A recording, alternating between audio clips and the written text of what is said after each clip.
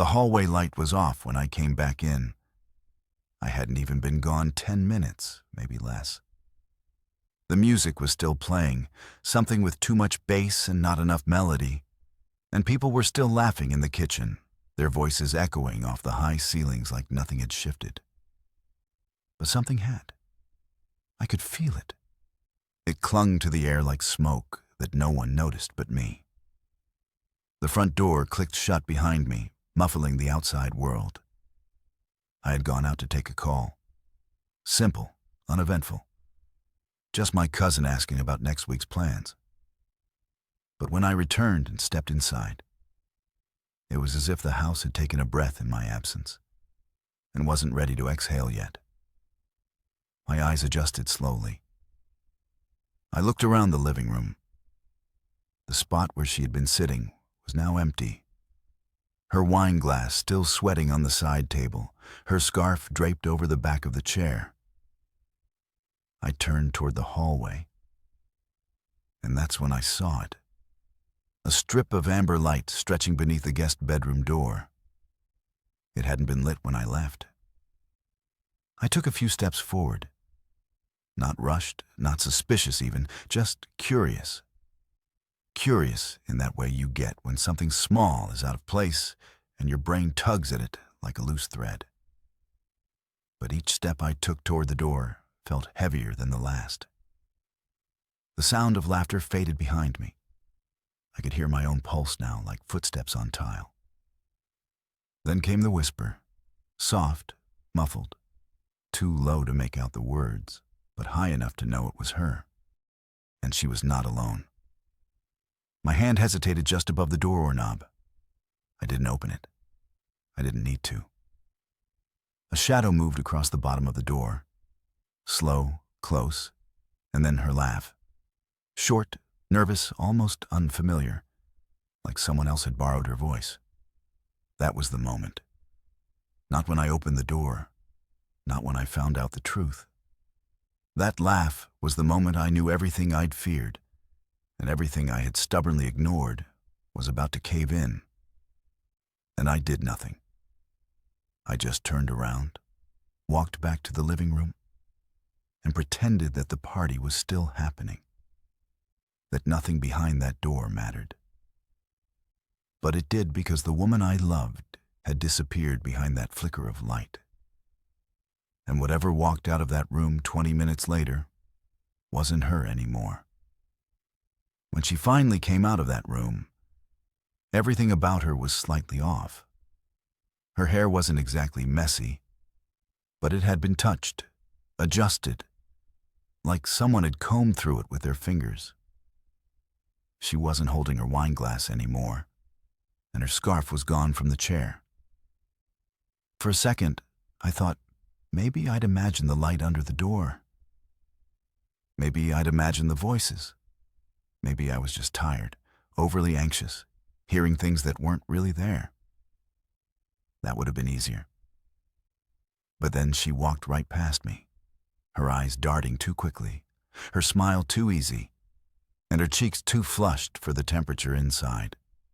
She didn't look at me. Not directly. Her gaze skimmed my face like I was one of the guests, a stranger. I followed her with my eyes as she rejoined the others. She slid back into the group with a practiced rhythm, like she hadn't just disappeared for 20 minutes with someone. She laughed when someone told a joke, grabbed a new drink from the kitchen, and leaned against the counter like nothing had changed. But I couldn't move. I just stood in the hallway, still halfway between denial and reality, as if my body refused to cross into either. Then, as if the universe needed to confirm what I already knew, he walked out. Not even 2 minutes after her. Same direction, same hallway, same door closing quietly behind him. I didn't know the guy as some friend of her co-worker, maybe. Tall, overconfident, beard too perfect. He wiped his mouth with the back of his hand, smirked at his phone, and headed toward the backyard like he'd just finished a good smoke. That was when my chest tightened. She hadn't just flirted. She hadn't just laughed too much or stood too close. Something had happened. Something real. Something physical. Something so intimate it made my stomach twist to imagine it. And she'd walked back into the room like she hadn't just burned the life we built to the ground. I sat down at the dining table surrounded by people I didn't want to talk to, barely hearing anything around me. I must have stared at the same spot on the floor for 10 minutes straight. Someone asked if I was okay. I think it was Silas's girlfriend, and I just nodded. What was I supposed to say? Hey, thanks for the great party.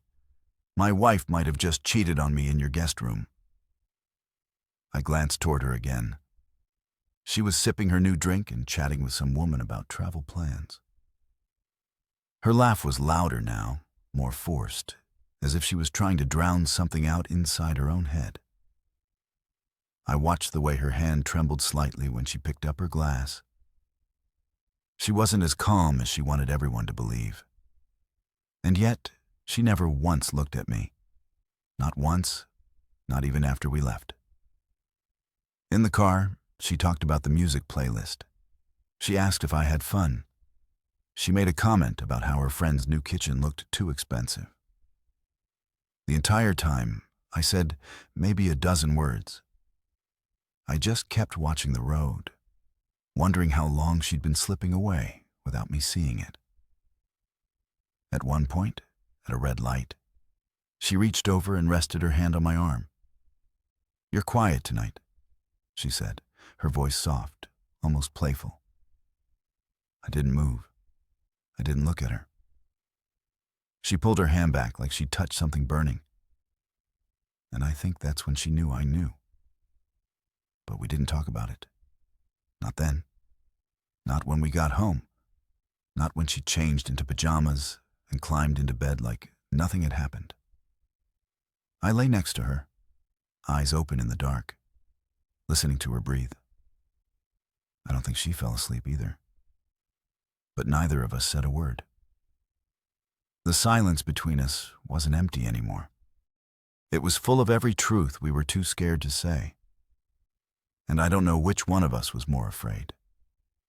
The next morning wasn't filled with dramatic confrontations or broken dishes. No slammed doors, no accusations. It was worse than that. It was quiet. The kind of quiet that hums under your skin and makes your own heartbeat sound like shouting. She made coffee. She always made coffee on Sundays. The smell of it used to be comforting, used to pull me out of bed like a soft hand on my shoulder. That morning, it smelled bitter, sharp, wrong.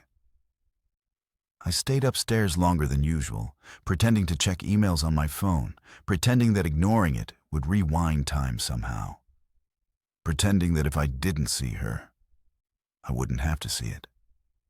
The way guilt reshaped her posture made her glance at me too quickly, made her smile too hard. When I finally came downstairs, she was standing at the sink, staring out the window at the backyard. The coffee pot steamed behind her, forgotten. She didn't hear me at first, or maybe she did and didn't know how to turn around. Either way, we stood like that for a while, me behind her facing away, both of us trapped by the same invisible chain. When she finally turned, her face cracked into something that wasn't quite a smile. "Morning," she said. Her voice was too light, too careful, like walking barefoot across broken glass. I nodded. I couldn't even fake a smile back.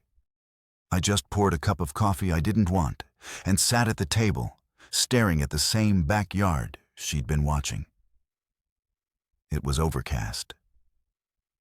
The trees looked gray. A swing set we never used anymore creaked in the breeze. She sat across from me, wrapping her hands around her mug like it was an anchor. She opened her mouth once, maybe twice, like she wanted to say something. Maybe confess, maybe lie. I don't know which would have hurt more. In the end, she said nothing, Instead, she asked about groceries. Groceries? Do you think we need more cereal? She said. I looked at her, really looked, and I realized I didn't recognize the woman sitting across from me anymore. She wasn't my wife. She wasn't my best friend. She wasn't the person I'd built a life with. She was just someone I used to know, wearing the same face, speaking the same words. I shrugged. Get whatever. My voice sounded dead, even to me. The rest of the day passed in fragments. She went to the store. I stayed home pretending to clean out the garage just so I wouldn't have to be around her. Every time I heard the garage door creak open, every time footsteps echoed down the hall, I braced myself for a conversation that never came. Maybe she was waiting for me to confront her. Maybe she was hoping I wouldn't. That night, when we got into bed, the space between us felt enormous. The same bed we'd shared for years suddenly felt too big, too cold. She curled up on her side, facing away from me, her breathing shallow, as if she were trying to shrink herself small enough to disappear. I stared at the ceiling, counting the cracks in the plaster. I remembered a time when we used to fall asleep tangled together, when the feel of her breath against my neck was enough to make me believe in tomorrow. Now, even her presence felt like an absence. At some point, maybe around 3 a.m., she shifted closer. Her hand brushed against mine under the covers. A peace offering. A desperate attempt to pretend that if we just touched, everything would realign. I pulled my hand away. Slow, quiet, final. She didn't try again. And in the darkness, with the house silent around us, I realized something terrifying. You don't lose someone all at once. You lose them slowly, breath by breath, blink by blink, until one day you wake up and realize the distance between two pillows is wider than the ocean, and no one is brave enough to build a bridge anymore. Monday came like a hammer. I dragged myself through the morning routine, every move feeling heavier than it should have been. Shower, shave, dress, breathe, pretend. I left before she woke up. Or maybe she just stayed in bed long enough to avoid seeing me. Either way, I drove to work with a hollowed-out feeling in my chest, like someone had scooped out everything soft inside me and left nothing but the shell.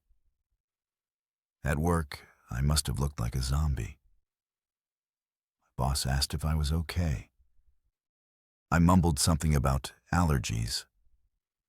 People smiled at me in the hallway, and I smiled back without even knowing why. I answered emails. I sat in 2 meetings. I stared at spreadsheets and didn't understand a single number on the screen.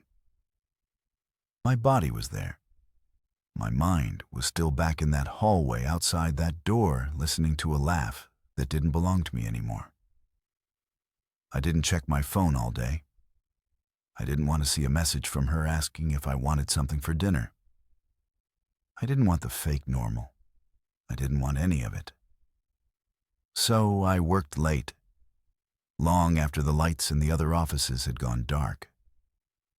I sat at my desk until the hum of the vending machine was the only sound left, just so I wouldn't have to go home. When I finally couldn't justify staying any longer, I drove home with the windows down, letting the cold night air slap me awake. The house was dark when I pulled into the driveway. No porch light, no warm glow from the windows, just a silent, waiting emptiness. Inside, it smelled like her shampoo, coconut, and something else. For a second, I almost called out to her, some leftover habit from a time when home was a safe place. But my throat closed around the words. I found her sitting on the couch in the living room. She had a blanket wrapped around her legs and was staring blankly at the TV. A cooking show was playing on low volume, but her eyes weren't following it. They were dull, glassy, lost. She looked up when I walked in. But she didn't smile, didn't say hi. She just looked at me the way you look at someone across a train platform, far away, unreachable. I thought about asking her if she wanted to talk. I thought about asking her why. I thought about asking who, but all the words got stuck somewhere between my brain and my mouth. They felt too big, too jagged. If I said them out loud, they would tear everything apart even faster. So instead, I sat down in the chair across from her, separate, distant. I kicked off my shoes, leaned my head back against the cushion, and closed my eyes. She turned off the TV. After a while, the room fell into a thick, heavy silence. The kind that presses down on your chest until breathing feels like work. I could hear her shifting under the blanket. Could hear the soft hitch of her breath like she was trying not to cry. I stayed frozen in my chair, my arms limp at my sides, feeling like a coward. How do you ask someone why they chose to destroy you? How do you say I know without begging them to lie to your face? Maybe part of me didn't want to hear her confirm it. Maybe part of me thought if we both kept pretending hard enough, the truth would dissolve into the air, thin out, blow away like smoke from a candle snuffed too soon. But candles once extinguished don't relight themselves. And sitting there in the dark, pretending we could warm ourselves with the ashes felt more pathetic than anything else. She finally broke the silence. I was drunk, she whispered so quiet I almost thought I imagined it. I opened my eyes. Her face was buried in the blanket, but her shoulders were shaking. I didn't answer. I didn't trust myself to because the part of me that still loved her wanted to believe it. Wanted to say, "It's okay, we'll get past this." And the part of me that knew better, the part of me that had stood outside that door, hearing her laugh, hearing her moan, knew it wasn't about the alcohol. It was about the choice. And no amount of excuses could change that. She didn't say anything else after that. Just those 3 words, tossed out into the dark like a scrap of paper on a raging sea. I was drunk. As if that could explain everything. As if that could rewrite the sounds I heard through that door. Erased the way her voice had changed sweet and low for someone else. I sat there staring at her. My hands rested on my knees, fingers digging into the fabric of my jeans. It was like my body needed to hold on to something, anything to stop myself from unraveling completely. I watched her cry into the blanket. Small, stifled sobs that she tried to hide. And I hated her for it. Hated that even now part of me wanted to get up, cross the room, and pull her into my arms. Wanted to tell her it was okay, that we could fix it, that it was just one stupid mistake. But it wasn't just a mistake. Mistakes don't hide behind locked doors. Mistakes don't laugh with someone else while your husband stands 2 rooms away. Mistakes don't make you come out brushing your hair back into place like you're adjusting your armor. She wiped her face with the sleeve of her sweatshirt. I could hear her swallowing back the last of her sobs. When she finally looked up at me, her eyes were red and swollen. But there was something else there too. Fear. Not the kind of fear you have when you're sorry. The kind you have when you're caught. "I didn't mean for it to happen," she whispered. Another tiny, pitiful offering. Like if she said the right combination of words, she could crack open a door back to the way things were. Like she could rewind the clock by sheer force of will. I stood up. Not because I had anything to say. Not because I knew what I was doing. My body just needed to move. Needed to get away from the suffocating heaviness sitting in the room with us. I walked into the kitchen, opened the fridge, closed it again, turned on the faucet, turned it off. Useless movements, pointless and frantic, like trying to swim out of quicksand. Behind me, I heard her shift on the couch, heard the blanket slip to the floor. "You don't have to say anything," she said. And that hurt more than anything else, because once upon a time, she would have begged me to talk to her, would have reached for my hand, desperate for connection. Now, she was just bracing herself for the silence, preparing for impact. I turned around slowly. She stood there in the living room, small and trembling in her oversized sweatshirt and leggings, looking like a teenager caught sneaking out past curfew, not like a woman who had just ripped a marriage apart with her own hands. The words came before I could stop them. Who was he? She flinched as if I had thrown something at her. Her mouth opened, but nothing came out for a long moment. She looked down at her bare feet, toes curling against the rug. "Just someone," she mumbled. Just someone like that made it better. Like reducing him to a nameless, faceless mistake would make it easier to forget that for a few stolen minutes. She had chosen him over everything we had built together. Was it the first time? I asked, my voice barely above a whisper. She hesitated. God. She hesitated long enough that I got my answer before she said anything. Yes, she lied. I knew it was a lie because she couldn't meet my eyes when she said it. Knew it because her hands twisted in the hem of her sweatshirt, pulling and knotting the fabric until her knuckles went white. Knew it because deep down, the part of me that had spent years loving her knew her too well. You can forgive a mistake. You can't forgive a pattern. And standing there in our too quiet kitchen with the smell of stale coffee lingering between us, I realized I wasn't mourning one betrayal. I was mourning every moment I hadn't seen. Every whisper, every look, every time she had turned her heart toward someone else while still wearing my ring. And the worst part was I hadn't even noticed. I had trusted her so completely that I hadn't even seen the cracks forming under my feet until I fell right through them. She took a step toward me, hand half extended, eyes glistening. "Please," she whispered. I stepped back. Because love isn't enough when trust is dead. Because sometimes, no matter how badly you want to believe in someone, the truth sits between you like a wall you can't tear down. And because deep inside, some broken part of me already knew. This wasn't the end of the conversation. It was just the beginning of the collapse. I barely slept that night. Every time I closed my eyes, I saw that strip of light under the door again, heard the laughter that wasn't meant for me.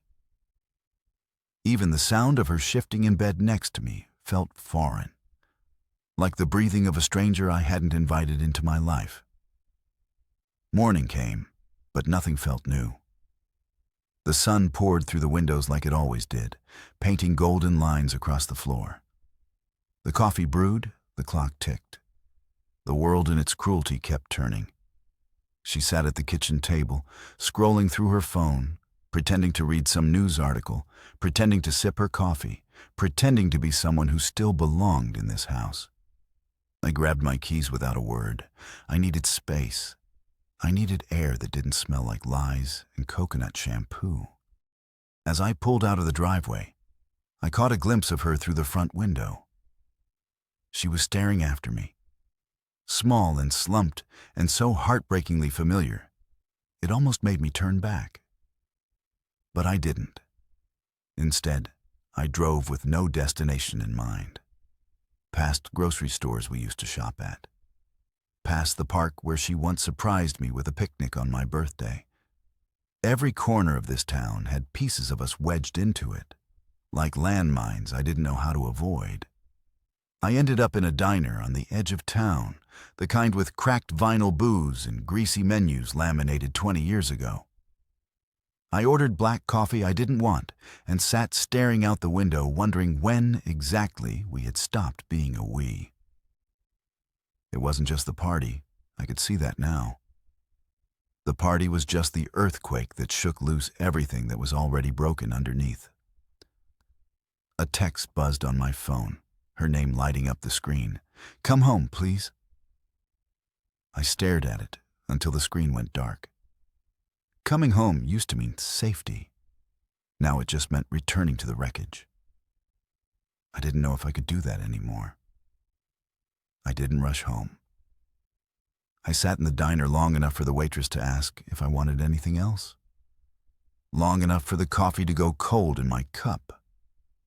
I answered her with a weak shake of my head. No, I didn't want anything else. I wasn't sure I wanted anything anymore.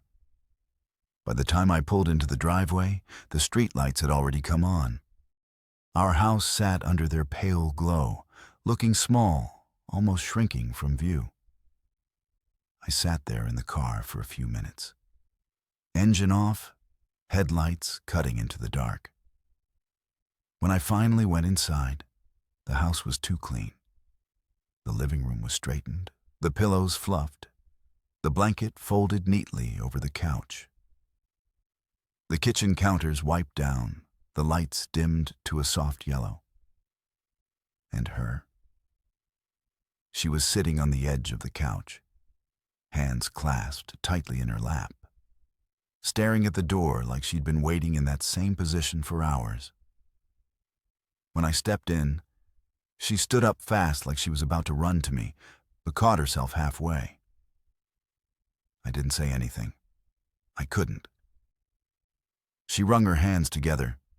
Her voice when it came was small, almost breaking. "I don't know how to fix this," she said. I wanted to tell her that some things don't get fixed, that some cracks run too deep, that sometimes love isn't a glue strong enough to hold two broken people together. But I stayed silent. The air between us felt heavy, almost liquid, thick with everything we weren't saying. She took a shaky breath. "I'm sorry. I didn't mean to hurt you." Another line rehearsed too late. I nodded. But it didn't mean forgiveness. It just meant I hurt her. She stepped closer cautiously, like approaching a wounded animal. I didn't move. Maybe part of me wanted to see if she would close the distance. Maybe part of me wanted to see if she even could. She stopped a few feet away, wringing her hands, eyes full of fear and regret. And something deeper I hadn't seen in a long time. Hope. Not the naive kind we had when we were young, but the fragile, desperate kind that blooms only after everything else has been torn down. "I want to try," she said, her voice cracking. "Even if you hate me. Even if you can't trust me right now, I'll wait. I'll earn it back. I swear, Ellis, I swear." For a long moment, I just stood there feeling the weight of all the hurt between us. It would be easier to walk away, easier to turn my back and leave her with her mistakes. But when I looked into her eyes, I saw the woman I had loved for so long. Not the perfect version, not the dream, but the real one. Flawed, scared, and begging for a chance. And maybe somehow I realized I wanted to fight for her. Not because what she did was okay. It wasn't. But because what we had was bigger than one terrible choice. I stepped forward, slow, uncertain, until there was no more space between us. I reached out and took her hand, feeling it tremble in mine. Her face crumpled, tears spilling down her cheeks. But for the first time in days, she smiled. A real broken, beautiful smile. "We can't pretend it didn't happen," I said softly. "I know," she whispered. "And it's going to take a long time." "I know," she said again, squeezing my hand tighter. We stood there in the wreckage of our life, holding on to each other like two people who had survived a storm. Maybe we wouldn't make it. Maybe we would. But for the first time in a long time, we were standing in the same place, facing the same direction. And somehow, that felt like a beginning.